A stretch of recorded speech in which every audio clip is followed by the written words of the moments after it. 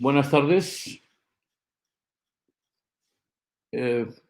Maneras de vivir, se llama esta discusión que vamos a tener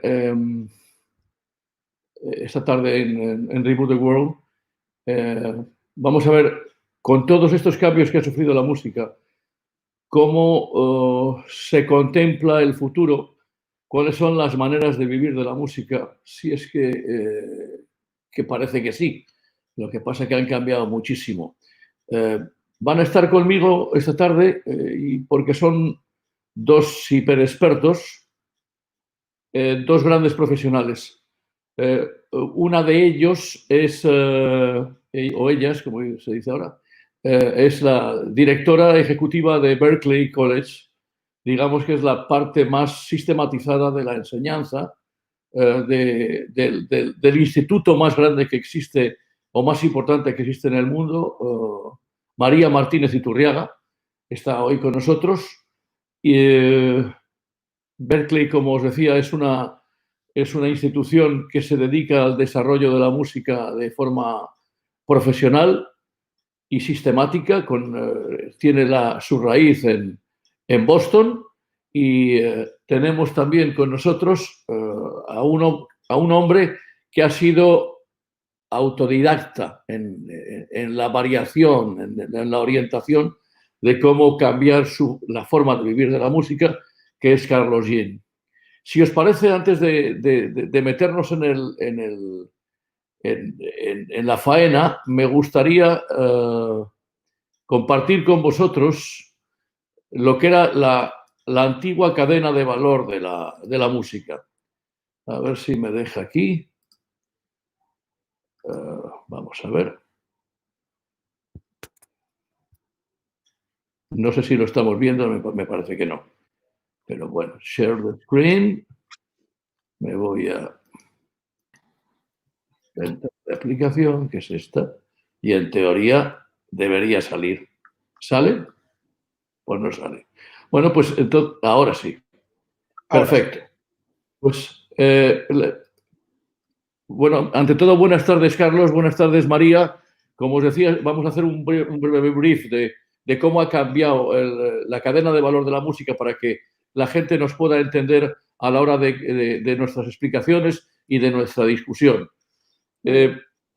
Digamos que la cadena de valor tradicional de la música se basaba en la detección del talento, que luego era gestionado. Son dos partes, la de la música grabada y la de la música en directo, aunque todo se basa en la música en sí. Entrábamos en el esquema de grabación, después fabricación y gestión de contenidos, y justo ahí, y entre esto y el marketing, entraba el plan de producción de lo que era la gira o la música en directo. Después de la fabricación venía la distribución física y el acceso a redes, que nos llevaba a medios de comunicación como venta de soporte físico, comunicación tradicional, digital y venta de contenidos. En todo eso intervenían los medios de comunicación, y pasando a la vertiente de la música en directo, el plan de producción llevaba a la promoción y comercialización, al ticketing, a la producción y montaje, y ello finalizaba con la actuación. Hoy día eso daba lugar a que interviniesen artistas, agencias de contratación, autores, distribución, editoras musicales, fábricas, es decir, todo ese gran grupo de gente que está en el alrededor, en el entorno de la música, y que hace que esto sea un negocio del que viven desde el talento, llega a ser el medio de vida de mucha gente. Con el desarrollo digital ha cambiado tremendamente el modelo. Ya no es mucho más dinámico. Entre usuario y creador, o entre usuario y artista, digamos que hay dos formas de llegar. Del usuario hay una disposición de querer escuchar, antes una actitud, un medio con el que llegar y un marketplace que nos dirá cómo llegar hasta el artista. Si el camino se hace a la inversa, el artista se dedica a crear contenidos, gente que gestiona contenidos, que distribuye contenidos, y a través de él llegamos de nuevo al usuario. Si le damos la vuelta, veis cómo las partes de medio y distribución de contenidos y marketplace, interfaz de usuario, coinciden perfectamente. para ser un poquitín más explícito, la disposición es: yo quiero escuchar música, estoy de forma pasiva o de forma activa, o quiero ver un videoclip o la grabación de un concierto, o vivir, sentir un concierto. Tengo que tener una actuación, una actitud que es pasiva, poco activa, activa media.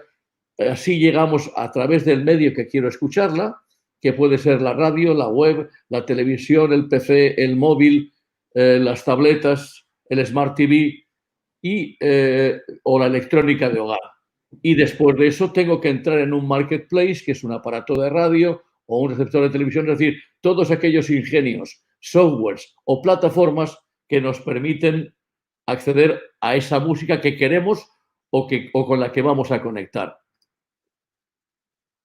Si vemos el camino inverso, desde el artista al usuario, a través de un manager, editor o productor, o por sí mismo, gestiona los contenidos a través de agregadores de los mismos o business to business, y ahí entrará en la distribución de contenidos, que es todo lo que estábamos comentando antes, y la interfaz de usuario que coincide en las dos cadenas de valor. Esto para que os deis cuenta un poco de cómo funciona, digamos, el sistema nervioso de nuestra música. Por eso, hoy hemos querido estar aquí con Carlos Jean, como decía, un autodidacta absoluto, y María Martínez Iturriaga, que se dedica a enseñar, o su instituto, su Berklee, a formar profesionales para ver qué salidas tenemos ante todas estas cosas. Así que, señoras y señores, María y Carlos, es vuestro turno. Cuéntanos, María, por ejemplo, para mí hay un dato que es tumbativo y que cambia la filosofía de todo este asunto. Cuando la gente compraba discos, un autor cobraba el 10% del precio de lista de lo que la compañía de discos vendía a la tienda el ejemplar del disco, ¿vale? Cuando empezó Apple con el download, eso cayó en picado y pasaron a ser 7 céntimos el valor para el autor de un download. Para hoy ganar 7 céntimos, que es lo que se ganaría con un download que ya no existe o está prácticamente extinguido, tendrían que vernos 425 veces en YouTube o 600 en Spotify. ¿Se puede vivir así?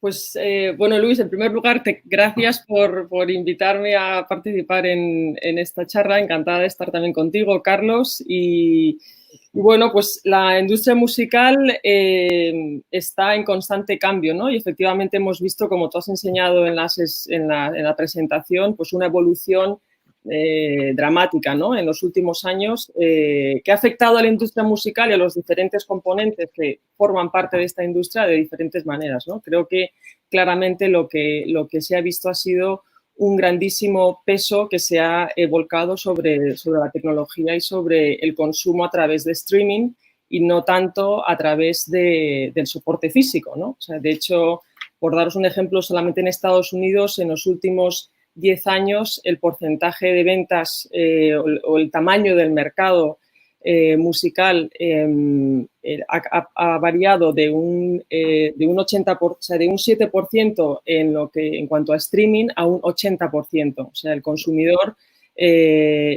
por streaming pues, ha incrementado muchísimo más, ¿no? La cantidad de plataformas que existen hoy en día pues se ha multiplicado también, o sea, consumimos música a través de Spotify, a través de YouTube, a través de SoundCloud, a través de muchísimas plataformas y en ese sentido también se han multiplicado las maneras en las que un artista puede monetizar su trabajo, ¿no? Entonces, el modelo anterior de la venta principalmente por discos y soporte físico, pues cada vez está, por lo menos en esta parte del mundo, se está haciendo pues cada vez menos relevante. De hecho, es arqueología para para tercera edad prácticamente, o sea, o para coleccionistas. Yo sigo comprando discos porque me sigue gustando comprar los discos, pero reconozco que cuando vas a FNAC y entras en el departamento de discos, dices, bueno, esto podría ser una excursión del inserso. Bueno, lo que es interesante es que la venta de vinilos sí que está creciendo últimamente, o sea que ese consumo de un producto más cuidado y más del melómano, ¿no? que busca esa experiencia más completa, sí que está también creciendo. Sí, además no es incompatible. Yo creo que Carlos fue uno de los primeros artistas que, no sé si te diste cuenta o fuiste consciente o no, pero te comiste el cambio. Y te lo comiste, quiero decir, te comiste el cambio, sí. O sea, de repente empezaste a trabajar y viste que, no sé si había estudiado la cadena de valor, pero viste que todo era diferente, ¿no? Sí, bueno, buenas tardes. Hola María, Luis, ¿qué tal? Bueno, yo es que creo que para mí hay dos líneas muy claras en todo esto. O sea, tenemos una línea que es mucho más técnica, que es la parte de la industria, y otra que es más vivir un poco en el mundo salvaje en el que vivimos, ¿no? Porque al final tanto cambio nos tiene que hacer un poco estar en constante evolución. Yo tuve un socio hace unos años que me dijo, hay que estar en la línea de salida siempre preparado, aunque no sabemos hacia dónde va la carrera. Y esto es muy importante porque creo que ha habido una lucha constante de la industria musical por la venta, por cómo monetizo mi música, ¿no? Y eso al final creo que te lleva a un camino para mí muy claro, que es filosofar dentro de la música para convertir la música. Yo a día de hoy para mí es un medio de comunicación. Como tal, es un medio de entretenimiento. Entonces creo que se ha estado luchando mucho tiempo por esa parte de la cultura, de la defensa de los derechos, que me parece maravilloso y así ha de ser, pero creo que tiene que haber otro frente artístico buscando una evolución de esa monetización. ¿Qué quiero decir con esto? Yo para mí, a día de hoy, la música, como he dicho antes, es un medio de comunicación más, es un vehículo y cada vez más, o sea, cada vez más vemos un vehículo en los streamings, la música se ve, no se escucha, el sitio donde más música se escucha es YouTube, con lo cual la música se ve, no deja de ser un medio de comunicación. A la vez, hay un paradigma que es que las marcas no consiguen llegar a la gente, con lo cual la música es un vehículo perfecto. A mí hace unos años, mucho antes de hacer el Plan B, que fue en 2011, me encontré con un ejemplo muy claro. Yo había sacado muchísimos singles, yo sonaba en las radios comerciales, pero la gente no me ponía cara, ¿no? Porque hacía una música como electrónica, donde no era yo la persona que cantaba, a veces sí, a veces no. Y entonces tenía que estar constantemente como buscando cuál era mi hueco, porque no era el artista prototipado de salgo, hago una gira, toco.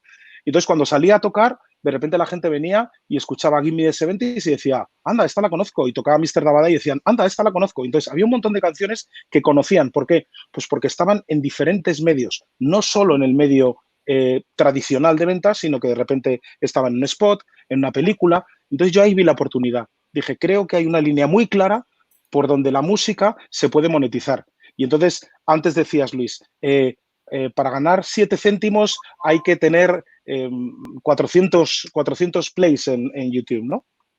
Es alucinante lo poco importante a día de hoy, dado la poca cantidad, el poco revenue que hay en todas esas plataformas, lo importante que es utilizar la creatividad para buscar cómo voy a tener muchos plays, pero no para ganar dinero por los plays, porque por desgracia esa batalla es otra. Yo creo que lo que hay que buscar es la manera de generar la necesidad para todas esas marcas, como hace una tele. Tú vas a ver una televisión y al final o pagas por la tele o te ponen anuncios, ¿no? Eres un medio de comunicación. Y creo que los artistas a día de hoy nos hemos medio convertido en medios de comunicación. Tenemos nuestras redes sociales donde es muy importante estar en Spotify, estar en YouTube, tener todo nuestro contenido, pero tiene que haber una línea de monetización. Y yo la verdad es que llevo los últimos 8 años viviendo como medio de comunicación, trabajando directamente con las marcas. Y tengo la suerte de vivir bien y no vivo de los plays. Vivo de la interacción que tengo con todas las marcas que trabajo, de las giras, de cómo puedo llegar a hacer esa parte de posicionamiento de las marcas conmigo o yo con las marcas, intentar buscar sinergias que hagan esa comunicación distinta. La música va a seguir siendo yo tengo una teoría, vamos, siempre la música es lo más sencillo de trasladar tecnológicamente porque el audio es requiere menos volúmenes de información. Entonces la música es siempre el protomártir, el primero que sufre o se beneficia. Igual ha sido ahora con la imagen que llega la segunda y aparece después de Spotify o de Apple Music, aparece Netflix. Lo cierto es que ante este panorama, la música, además de protagonista, parece que tiene un papel secundario realmente importante. O sea, la música no es solo una fuente en sí misma, sino que es necesaria para cualquier otro tipo de arte. Léase cine, léase publicidad, léase videojuegos. Yo cuando abrieron Berkeley me quedé maravillado cómo hace 8 años, me parece que fue María, planteabais una apuesta por los creadores de música para videojuegos. Así es. Sí, ¿creéis que potenciar este papel también secundario de la música es fundamental? O sea, la música, como dices, Luis, está presente en muchísimos ámbitos, ¿no? Y efectivamente, pues el cine, televisión, videojuegos, sí que es cierto que cada vez la música va más acompañada de imagen, ¿no? Vivimos en una era también en la que la imagen ha cobrado muchísima importancia y por eso pues escuchamos o vemos música, ¿no? A través de canales como YouTube, y si lanzas un tema, una canción y no tienes un vídeo que la acompañe, pues el llegar al consumidor final es más difícil, ¿no? Porque vivimos en una era que donde la economía, estamos trabajando o viviendo en la era de la economía de la atención. La capacidad que tenemos de captar la atención, o lo que se llama la attention span, ¿no? Es cada vez más reducido, y en ese sentido pues los diferentes actores que están en la industria de la música pues compiten con todo el contenido que existe, ¿no? Desde televisión, videojuegos, cine. De hecho, recuerdo una frase del CEO de Netflix que decía que su competidor más importante es el sueño. O sea, Netflix compite con el sueño, ¿no? Con la atención del que está al otro lado del usuario. Exacto. Entonces, bueno, pues Berkeley desde hace muchos años ya incluso fue la primera institución en Boston que abrió un departamento de música para cine. Y ahora en Valencia, cuando abrimos el campus en el 2012, pues se creó por primera vez el máster en música para cine, televisión y videojuegos. Y bueno, en este máster no solamente se trabaja la parte compositiva para componer para una imagen, sino también toda la parte tecnológica, que cada vez está más demandada en cuanto a la rapidez, en cuanto a la eficiencia y la rapidez con la que funciona esta industria, ¿no? Y la tecnología en ese sentido pues desempeña un papel fundamental.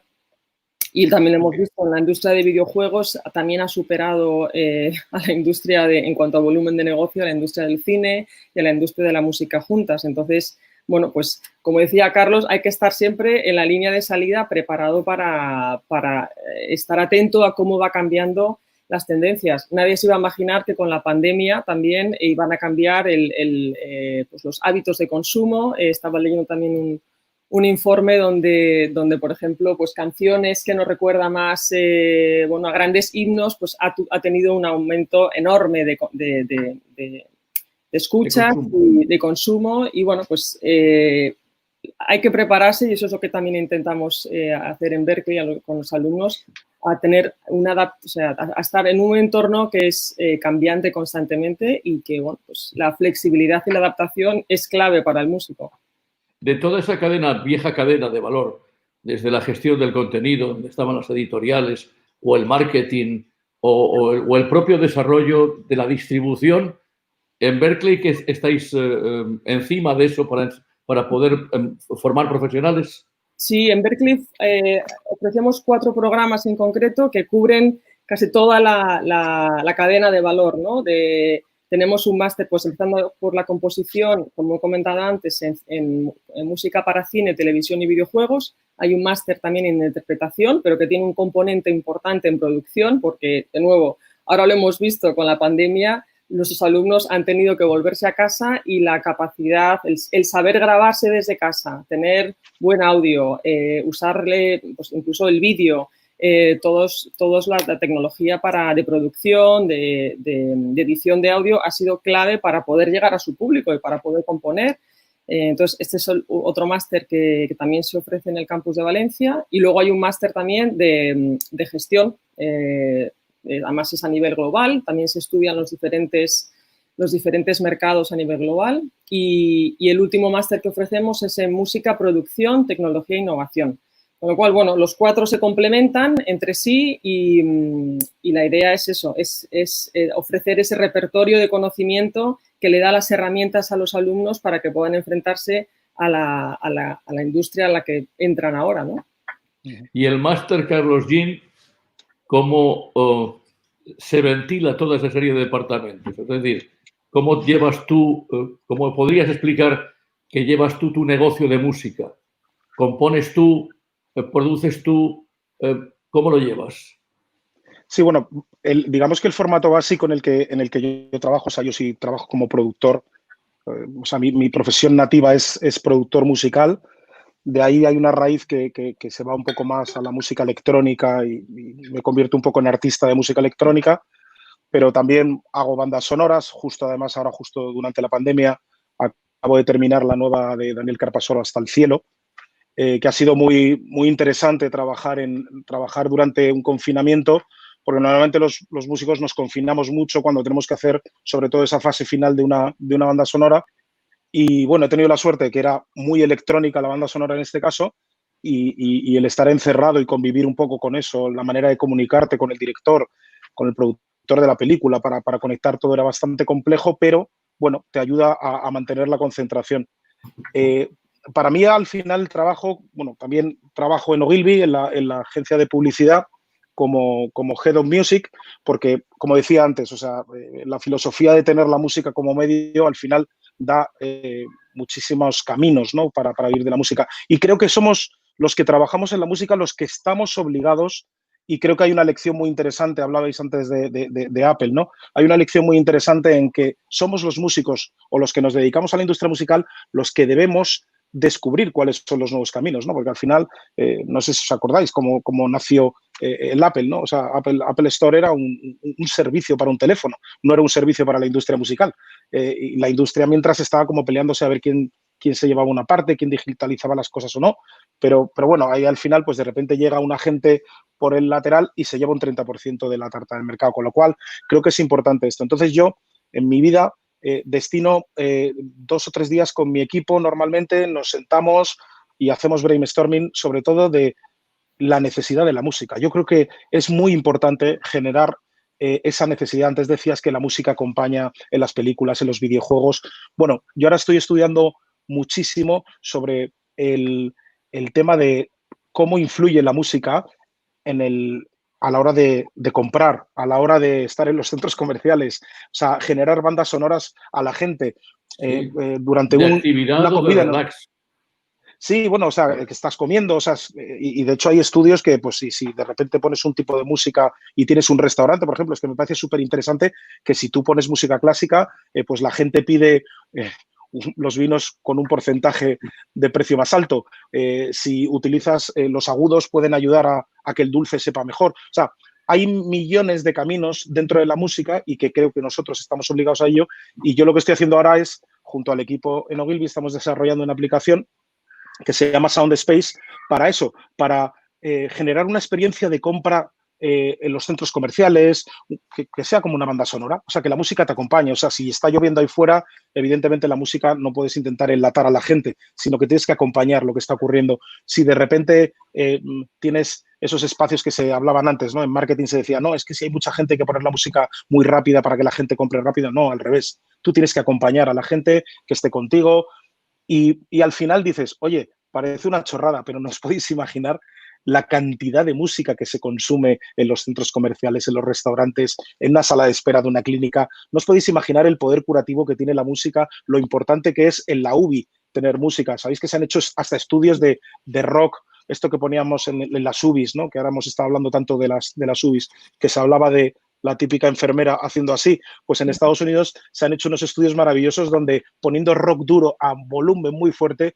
los pacientes reaccionaban mejor, ¿no? O sea, que hay que, evidentemente no para todos, hay que buscar la manera, pero evidentemente la música es un estimulante. Entonces, ahí hay un camino gigantesco. O sea, hay un camino a desarrollar que para cualquier músico, bueno, pues tiene que estar comiéndose la cabeza un poco para intentar buscar nuevos caminos. Entonces, resumiendo, me dedico a producir, me dedico a girar, a tocar, a hacer bandas sonoras, pero hay una parte muy importante a la que dedicamos mucho tiempo, que es el I+D. Y creo que, bueno, en cualquier industria, no solo en la música, el I+D es fundamental para que esto sea sostenible, ¿no? Porque la música, no, como hemos visto, si nos vamos al método tradicional, no se sostiene.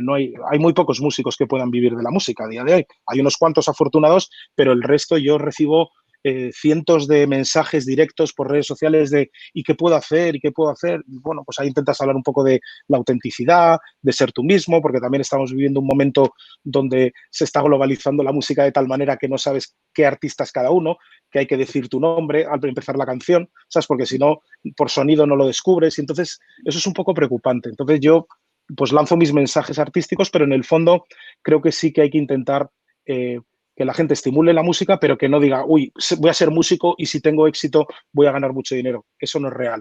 Ahora hay que buscarte las castañas un poquito.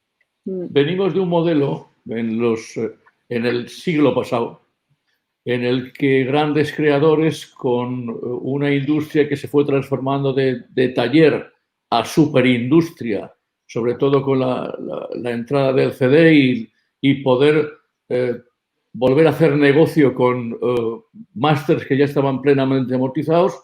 Yo creo que ha habido una época que ha terminado en la que grandes producciones vendían muchísimos millones de discos y artistas que seguían una carrera, digamos, con arreglo a un protocolo determinado de composición, gira, etcétera, etcétera, promoción, gira, etcétera, etcétera. Y hemos entrado en un nuevo milenio en el que esa presión o ese protocolo que venía diseñado desde la propia industria pasa a una independencia muchísimo más laxa, mucho más libre y que pasa a depender más de los distribuidores que de las propias compañías. Y en ese sentido, parece que ya la compañía tradicional, si no se actualiza, parece que las puede pasar muy difícil. ¿Cómo lo veis?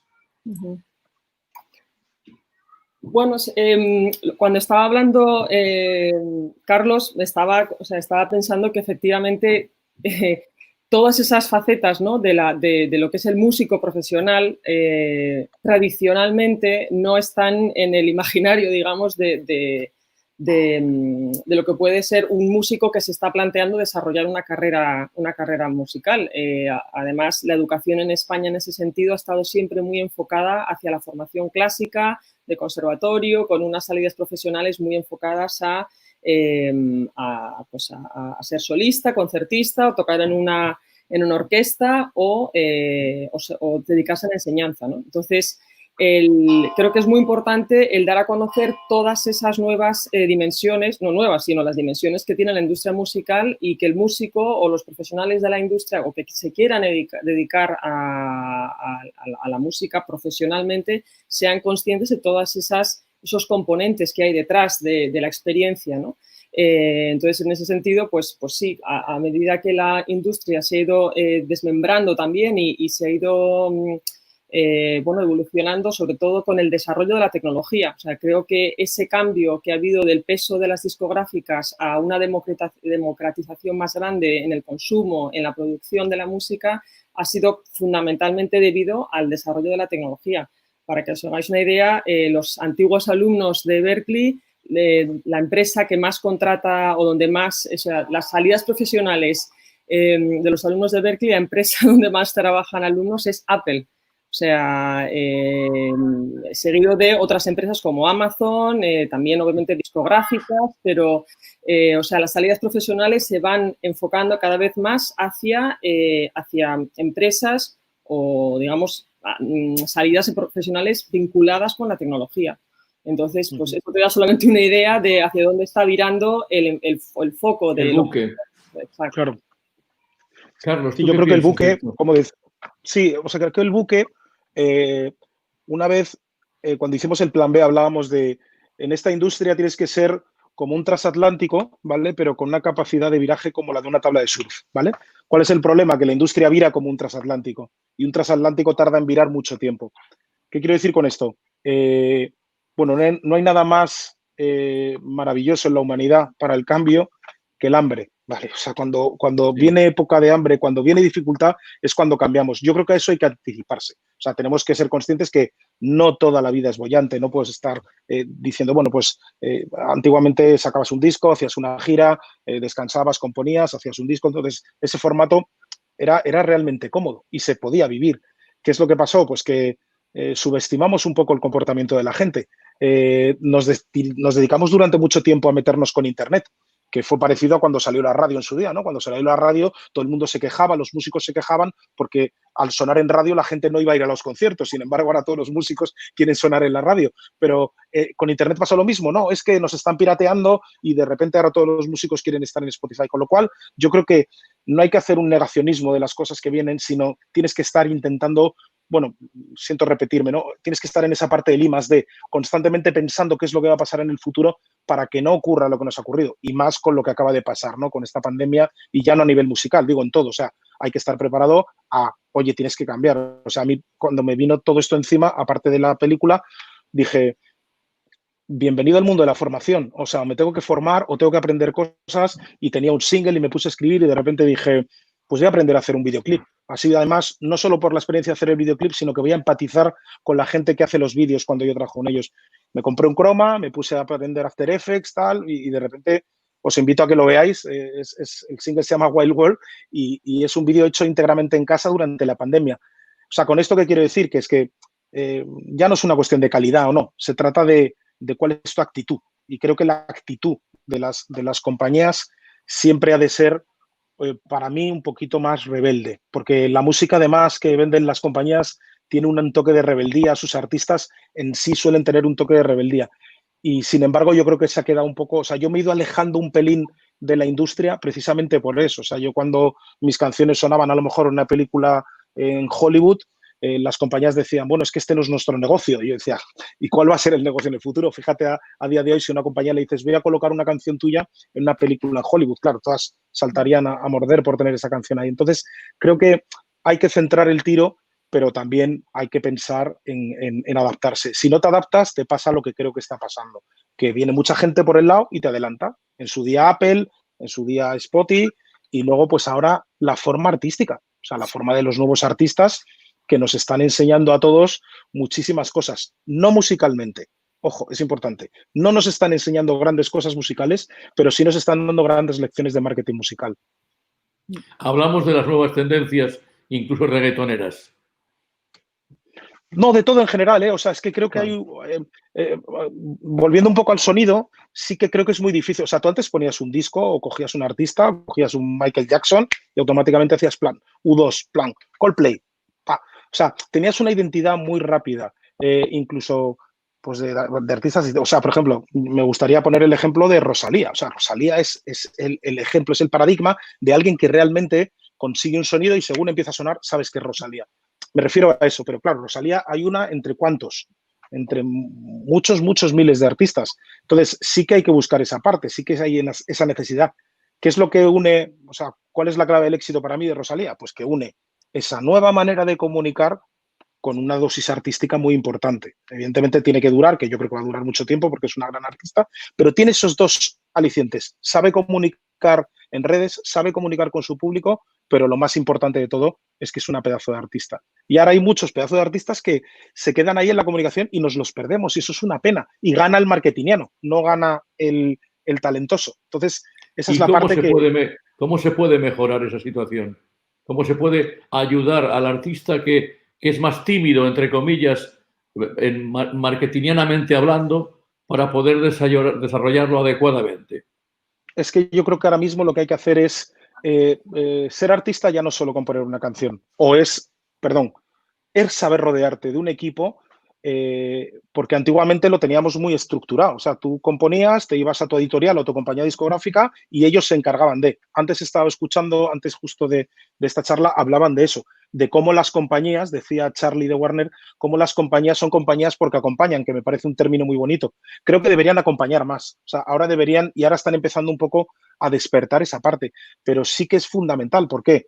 Porque yo he estado en compañías que si no tienes 5.000 likes, no te quieren. Entonces es como, uy, cuidado que los likes los carga el diablo. O sea, a veces, yo qué sé, o sea, de repente yo puedo hacer aquí algo ahora que levante likes y a lo mejor me pongo a tocar unas notas al piano que son maravillosas y levanta más likes la tontería que haga que si de repente he caído una nota maravillosa, ¿no? Con lo cual, el equipo que te rodee es muy importante, pero no solo el equipo. Creo que hay que volver a transmitirle al público esa necesidad de importancia a los artistas. Pero bueno, esto es un comportamiento natural y gracias a que está Rosalía, por ejemplo, pues habrá un punto de exigencia un poquito mayor. Me interesa mucho. En Berklee seguís estudiando de cerca la realidad de lo que pasa con la música. Sí, sí, absolutamente. O sea, se estudian todos los estilos de música y la parte tecnológica está completamente ligada a la formación musical. Además, concretamente en Valencia, pues tenemos estudiantes de más de 40 países que, de hecho, mañana se gradúan. Tenemos la ceremonia de graduación virtual mañana. Y entonces, esa mezcla de talentos, de diversidad de estilos, de maneras de entender la música, de llegar, o sea, también otro concepto que el artista tiene que ir aprendiendo o que tiene a su alcance es la globalidad se puede dedicar, digamos, o mostrar su música a un mercado global. Y lo que permite la tecnología es eso también, ¿no? Desarrollar tus públicos con diferentes estilos y bueno, pues lo que sí que tienen que entender los alumnos es que, como dice Carlos, o sea, hoy no vale solo con ser, por supuesto que tienes que ser buen músico, buen artista y tener algo que decir. O sea, al final yo creo que lo que la persona que está, o sea, el consumidor o la gente que escucha música puede entender o no de la parte técnica pero lo que es la emoción, porque al final la industria, o sea, esta es una industria de emociones. Eso lo entiende cualquier persona, ¿no? Entonces, si no partes, si no está esa esencia ahí presente, construir sobre eso es mucho más difícil, ¿no? O sea, esa base y esos cimientos tienen que estar ahí y luego, pues, por supuesto, la parte de comunicación, redes sociales, la parte técnica, o sea, hoy en día, pues, la calidad de lo que se espera a nivel de sonido, pues, es cada vez más alta, o sea, estamos acostumbrados cada vez más a unas producciones de sonido, de audio, pues mucho más evolucionadas. Bueno, pues todo eso va al oído del consumidor, pues va acostumbrando a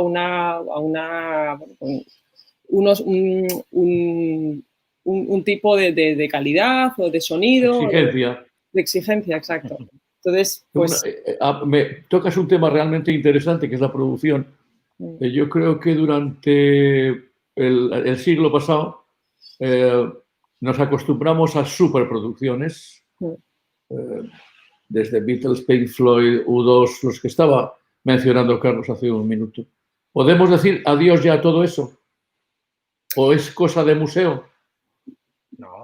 No, o sea, yo creo que al final, y de hecho para mí personalmente, donde realmente se ve un artista es cuando está, digamos, desnudo, ¿no? Frente a un micrófono y sin toda la superproducción. Ahí es donde realmente se transmite y se ve cuando alguien tiene algo que decir y es auténtico.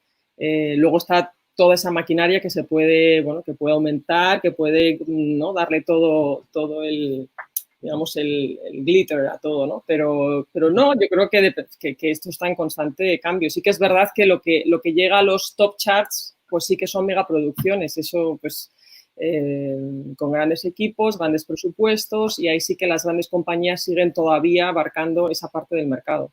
Luego hay toda digamos, una larga cola de gente que puede llegar a nichos más pequeños, ¿no? Pero todavía la capacidad que tienen las grandes discográficas de poder llegar de manera masiva a muchos más públicos todavía domina la industria. Carlos ha sido productor mucho tiempo. Sí, yo sigo. Y bueno, mi objetivo como productor al final es, bueno, huir un poco del single como concepto. Yo defiendo el single radicalmente y de hecho yo saco singles, pero si me tengo que juntar con un artista, por ejemplo, ahora estoy haciendo el nuevo disco de Bebe, me voy a la búsqueda del concepto. O sea, ¿por qué alguien tiene que escuchar ahora una colección de canciones? O sea, ¿por qué nos equivocamos en su día y la gente dejó de escuchar colecciones de canciones? Bueno, creo que hubo una apuesta muy fuerte por el single y al final, pues, de Video Kill de Radio Star, ¿no? O sea, que al final el propio formato se carga la demanda de la propia industria, ¿no? O sea, ¿echamos de menos los discos? Sí. ¿Por qué? Pues porque se empezaron a hacer muchos discos con 2 canciones y 8 cosas, ¿vale? Entonces, creo que tenemos que volver a buscar eso. O sea, si hay artistas, por ejemplo, yo cuando me he juntado con Bebe ahora para hablar y con la compañía y estamos hablando de cómo plantear el nuevo disco, yo siempre las producciones las he intentado cuidar como superproducciones, como evoluciones, con un sonido maravilloso, intentando ser lo más tradicional en esa parte, sobre todo con lo que decía Mariano, la búsqueda de calidad, esos micros antiguos mezclados con la tecnología que podemos utilizar hoy para tener la voz de una manera mucho más envolvente y que nos pueda cautivar directamente. Y para eso tienes que ser un gran artista. Si no lo tienes, es imposible. Yo creo, y la idea que tenemos, por ejemplo, con el disco de ahora es vamos al concepto ópera, pero no como concepto musical, sino una canción que empieza aquí, vamos a pasar por esta misma canción, vamos a volver en la canción 8 al estribillo de la primera, pero vamos a hacer una inversión armónica. ¿Para qué? Para que la gente vuelva a tener que escuchar 10 canciones y esas 10 canciones tengan calidad. No sacar un disco porque sí, porque se venden más canciones, sino porque hay que generar en el público de nuevo la necesidad de, yo me tengo que escuchar el disco de Bebe, el nuevo me lo tengo que escuchar de arriba a abajo. ¿Por qué? Porque tiene un principio y un final. No son 8 piezas separadas, están absolutamente interconectadas. Entonces, volvemos a lo mismo, vamos a trabajar de una manera distinta. Vamos a volver al pasado, como hacían muchos de los grupos que hemos hablado, para contar una historia que dure 45 minutos en vez de ir sacando historias de 3 minutos. Marketingianamente es mucho mejor ir sacando, bueno, esas píldoras musicales que se llaman singles. Pero yo creo que al final cualquier artista lo que le gusta es poder tener una colección de canciones, ¿no?, metidas en un paquete y que tengan una historia que contar. Porque al final, todos estos de los que estamos hablando, yo muchas veces cuando me acerco,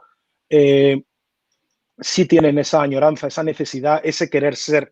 Y al final acaban imitando, ¿no? O sea, también ahora, por ejemplo, estoy roneando laboralmente con Alejandro Sanz y tengo la oportunidad de estar con él en el estudio y ver cosas y dices, qué maravilla, ¿no? Que sigue sus formatos, intentando beber de todo lo nuevo que hay, pero al final te estás metiendo en una producción maravillosa, con unos músicos increíbles, con unos técnicos espectaculares y bueno, pues también así lo están haciendo muchos grupos en España, ¿no? Que al final siguen con la filosofía de vamos a sacar disco. La muerte de muchos estudios de grabación, ¿cómo se interpreta?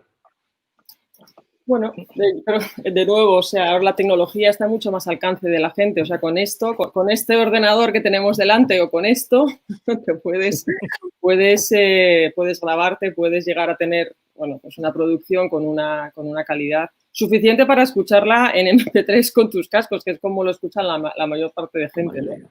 Y bueno, o sea, lo que es experiencia, nosotros ahora hemos pasado de tener que dar clases, o sea, de las clases presenciales a tener, bueno, pues a los alumnos en su casa y tener que trabajar, en vez de en el estudio, trabajar con su ordenador y con el equipo que tenían en casa. Y bueno, pierdes otras experiencias, pierdes la conexión, obviamente, en persona, presente con bueno, pues con la gente con la que estás trabajando, pero se ganan en otras cosas, en rapidez, o sea, ahora mismo es mucho más accesible y barato. Y luego otro apunte un poco también a lo que decía Carlos en cuanto al concepto del álbum o del single, como dato también, el otro día leía que los top canciones de Billboard en los últimos años, desde el 2013 al 2018, han pasado de duración de 3 minutos 50 a 3 minutos 30. O sea, cada vez la rapidez, ¿no?, en la que vivimos exige pues, que la duración de la canción... Me encantó lo que dijiste de Netflix, que el enemigo es el sueño. El sueño, sí. Hablando, Y bueno, hablando y cuando vas a hacer, de, y cuando vas a hacer el vídeo, cuando vas a hacer el videoclip te dicen, oye, no puedes hacerlo de 2:30. Y si vas a actuar una tele, te dicen, no puedes hacer una versión de 1:50. O sea, los tiempos en los singles es muy heavy. para mí Pero, importantísimo, hemos pasado de un marketing muy establecido de radio, televisión, prensa, a algo que es realmente disruptivo. O sea, no ha quedado títere con cabeza. Yo no sé, la radio sigue viva, no es la misma radio, evidentemente. ¿Cómo se plantea hoy el marketing para lanzar la música, para hacerla de uso general? Ujú. Yo creo que hay un fenómeno ahora muy interesante, bueno, que se está dando, que es el tema del consumo asíncrono, ¿no? O sea, no la radio lo escuchamos todos a la vez. Ahora sí que con la pandemia ha habido un aumento de audiencia, pues por estar todos conectados con la actualidad, pero no consumimos, no escuchamos música en la radio todos a la vez. De hecho, cambia lo que es el fenómeno cultural, ¿no? En el que todo el mundo percibe o le llega la misma información al mismo tiempo, ¿no? El hecho de que ahora pues el formato del podcast o de las redes sociales o de contenido on demand, ¿no? Donde tú puedes consumir contenidos pues, ¿no? En tu tiempo y tú eliges cuándo prestas esa atención, ¿no? Entonces, pues para llegar al consumidor, para que el contenido llegue a la gente, pues tener en cuenta estos nuevos hábitos de consumo es importantísimo. O sea, la radio pues va perdiendo bueno, pues atención, ¿no? Y frente a otros formatos que se van imponiendo. Carlos. Sí, yo, por ejemplo, que trabajo en televisión, ahí sí ves ese momento de la ubicuidad, ¿no? De todo el mundo en el mismo momento viendo algo, ¿no? Y ahí el fútbol. O sea, es indiscutible en audiencias y en todo. ¿Por qué? Pues porque ese gol entra en ese momento y el fútbol on demand no tendría ningún sentido, ¿no? Entonces sí que está esa parte de hacer las cosas en vivo y sí que tiene esa intensidad. Muchas veces decimos, ha tenido 3 millones de views. No tiene nada que ver 3 millones de views con 3 millones de personas viéndolo a la vez. Nada que ver. Con lo cual sí que hay que intentar generar esa especie de, bueno, vamos a intentar que la radio vuelva a tener, al igual que, bueno, tenemos charlas sobre lo que estamos hablando, la radio tiene esa necesidad de generar esa ubicuidad también, porque eso no se puede perder, porque digamos que es una especie de golpe, ¿no? de cañonazo que es muy importante para todo esto. No es lo mismo los trending topic, ¿no? O sea, es que no tiene nada que ver. Es como una distorsión que yo no soy un experto en eso, pero sé que el impacto al final, o sea, yo si salgo, cada vez que salgo en la tele, de repente es como ¡boom! Es un pelotazo, ¿no? Entonces, sí creo que tiene que haber, y de hecho yo creo que los canales de redes sociales cada vez van más también a los live, a buscar ese momento donde tenga a mucha gente viendo algo de manera concreta. Y esa es la guerra un poco contra Netflix. O sea, Netflix lucha contra el sueño, pero también lucha contra un poco que haya muchos live de gente haciendo cosas en vivo, porque eso es indiscutible. O sea, si ocurren cosas, yo, por ejemplo, me tiene sorprendidísimo los conciertos de Fortnite, ¿no? O sea, que de repente mis hijos entran en Fortnite a ver un concierto, ¿no? Y de repente está Diplo. Y tienen todo. Y dices, no, y es que está Diplo. Y de repente mi hijo me dice, pues Diplo ese es bueno, porque lo he visto en Fortnite. Y dices, madre mía, o sea, ya tenemos espacios virtuales donde ocurren cosas y es increíble. Las quedadas son increíbles. En el caso de la radio, a mí creo que la radio se ha transformado también muy profundamente y creo que lamentablemente el disc-jockey casi no existe y el disc-jockey es el que generaba pasión, proximidad, comunicación y prescripción. Entonces, las marcas son muy importantes, pero el puente intermedio entre los artistas y la gente era el disc jockey. Y creo que sería importante volver a regenerar esa especie que casi yo creo que está en vías de extinción. Y para hacer ese entorno mucho más vivo necesitaría tener mejores disc jockeys, más artistas y menos obreros. Es que yo creo que al disc jockey no le dejan, ¿no? Las audiencias no le dejan, los formatos no le dejan, y yo creo que hay un crecimiento brutal por parte de, bueno, el propio artista. O O sea, si yo de repente abro las puertas de mi casa, yo alucinaba cuando de repente escuchabas pues eso, los programas con Tony, te decía, pues he estado con Paul McCartney en el momento de la grabación y de repente te quedas así como diciendo, pues que ha estado allí. Bueno, esto no sé por qué, en algún momento dado también en la televisión ocurrió que decían que eso hacía perder audiencia. Sin embargo, la televisión y la radio volvieron a encontrar formatos donde eso generaba audiencia. Esas Estamos totalmente de historias acuerdo. es donde hay que entrar. O sea, al final los artistas nos lo vamos creando nosotros mismos y yo puedo decir, joder, si queréis os cuento una anécdota de cuando estábamos grabando ahí Haití, que Bebe estaba con la barriga, Alejandro Santirán, Nayo en el otro sito, tal y cual. Entonces, claro, eso antiguamente quien te lo contaba era el DJ en la radio que estaba hablando y el DJ que te contaba esas historias y le generaba un halo de amor a las canciones y de historias muy bonito. Ahora se pasa un poco a no contar nada y directamente ir al grano porque, claro, hay una competición con Spotify que no dice absolutamente nada y que son listas de reproducción de canciones, ¿no? Yo creo que ahí es un poco pues lo mismo, generar esa necesidad en la gente de que te cuenten algo alrededor de las canciones, que me parece realmente bonito. ¿Qué peso tiene, María, la distribución en la enseñanza, la distribución del contenido? ¿Cómo se ataca?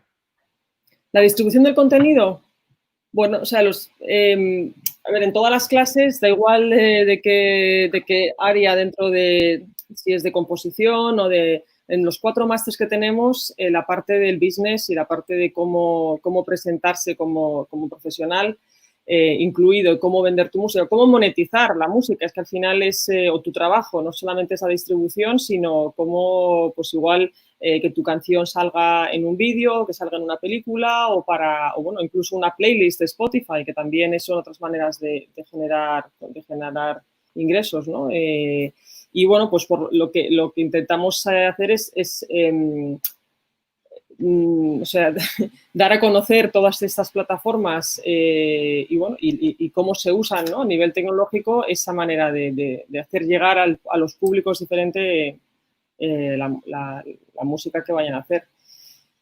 Lo que pasa es que, claro, está constantemente cambiando, o sea, en cuanto hoy en día, o sea, ahora es TikTok, donde está además por segmentos también de población, ¿no? A qué público te quieres dirigir, o si es Fortnite para un tipo de público, o si es TikTok, o si es la cantidad. Pues, obviamente, si estás en China, pues son otras herramientas, otras plataformas completamente diferentes. Entonces, pues es darles a conocer todo ese abanico que hay de maneras de consumir y de distribuir la música. Carlos, ¿cuándo entraste tú en TikTok? Yo pues creo que llevo un mes porque me vi un vídeo muy divertido y me puse a hacer un vídeo divertido. Y luego, como estoy haciendo Idol Kids, que es el nuevo talent de pequeñajos en Telecinco, pues durante la grabación directamente de las redes de Mediaset nos decían pues o a Jesús Vázquez o a Isabel Pantoja o a Edurne, teníamos que hacer juegos y tal. ¿Y esto para qué es? Para TikTok. O sea que, y ahí dije, pues hay que hacer TikTok. Y bueno, tiene su gracia, se pueden hacer cosas divertidas. Me gusta mucho por la capacidad de edición que tiene. O sea, me parece una locura de herramienta de edición. A mí me hace gracia porque me parecería impensable hace 5 años de las pegas que nos pondrían para hacer eso. Y de repente alguien hábil desbroza todo eso y lo convierte en una aplicación de éxito de millones. ¿Cómo ves, María, el interés por la música como senda profesional? ¿La gente sigue teniendo mucho interés en trabajar en esto? Yo creo que sí, yo creo que la música ha existido, existe y existirá siempre y siempre tendremos a gente que querrá dedicarse a esto, ¿no? Tanto si es profesionalmente como de manera más de amateur.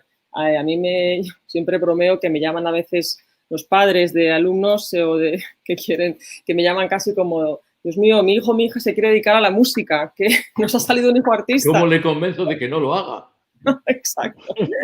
Entonces, vuelvo al tema de la educación, ¿no? O sea, de no ser conscientes en general, ¿no? Como sociedad, de todas las salidas profesionales que hay dentro de la industria musical y todo el trabajo que requiere poder poner un videoclip o un contenido a disposición del público. O sea, desconocemos mucho toda esa cadena de valor que hay detrás, ¿no? Y sobre todo la profesionalización de esos trabajos. Ahora sí que poco a poco pues en España empieza a haber formación en ese sentido, pero en general las personas que se han querido dedicar a ese trabajo han sido pues o autodidactas o personas que han tenido que ir a estudiar al extranjero y bueno, yo espero que poco a poco pues se vaya creando primero socialmente esa idea de que sí es posible ganarse la vida como músico o en esta industria y debería profesionalizarse más o que haya formación o maneras de acceder a esta industria de manera menos dificultosa, ¿no? Porque es con un machete y ir a la selva a ver cómo te dedicas a esto, ¿no? No es tan... ¿Le puedes contar mi anécdota? Cuando yo en el 72 me fui a estudiar medicina a Valencia, mi padre me prohibió llevarme mis discos porque decía, tú vas a estudiar, tú no vas a oír música. Claro. Entonces tuvimos que montar un club de música en el colegio mayor y a partir de ahí me metí en la radio y ya me pagué yo la carrera. Pero bueno, es verdad que las mentalidades poco permeables a veces llevan a errores que luego es muy grato asumirlos, por otra parte. Carlos, ¿cómo convencerías tú? Yo es que estoy un poco en el papel de María y el padre que la ha llamado dice, no se puede dedicar mi niño a otra cosa que no sea música. ¿Cómo convencerías tú de que si hay artista hay que hacerlo? Hay que dedicarse a esto, ¿no? Bueno, si hay artista, yo voy más allá. Si hay artista es indiscutible, ¿vale? Y ahora, el que no es artista también debe dedicarse a la música porque la música no es que consumamos más música, es que es espectacular el consumo de música que hay. Es espectacular el uso de la música que hay. Y yo iría más allá. O sea, yo soy un ultrademandante en el mundo de la enseñanza y quiero agradecer a María la labor de Berklee en España porque me parece fundamental. Pero ya no solo Berklee, digamos que es especializado ya en la profesionalización de la música. A mí me gustaría, para terminar brevemente, decir que la música, he empezado diciendo que es un medio de comunicación, ¿no? Y que todo lo que puede ir en un medio de comunicación, imagínate lo que es. Ahora me voy a la educación. La música es una de las mejores herramientas educativas que hay para nuestros pequeños. No porque vayan a ser artistas, sino porque es una mezcla de matemáticas espaciales, sonoras, de filosofía. O sea, tiene una cantidad de atributos la música que en los países del norte de Europa, que muchas veces nos fijamos en esos sistemas educativos, incluso la han incrustado como troncales dentro de las asignaturas, porque la música no es la flauta travesera esta que nos daban, la flauta de dulce que nos daban a nosotros en el colegio, no. La música es analizar, estructurar, armonizar y todo eso en la vida te ayuda a ser más creativo. Y yo te aseguro que en cualquier profesión a día de hoy, sea policía, médico, lo que quieras, la creatividad es un valor. Es mucho mejor ser un médico muy creativo a un médico no creativo. Absolutamente. Bueno, pues entonces me dicen que hemos llegado al final. Agradeceros de todo corazón vuestra presencia aquí y os lo digo por una cuestión personal. O sea, creo que hoy amo más la música que al principio de la tarde y me habéis ayudado a que me dé cuenta de más cosas que a veces las tienes olvidadas o muchas otras que tampoco las conoces. Gracias, Carlos. Suerte con todo lo tuyo. Gracias, María, que no te quepan los alumnos y feliz graduación de mañana. Muchas gracias. Gracias a todos. Gracias, Carlos. Adiós. Chao.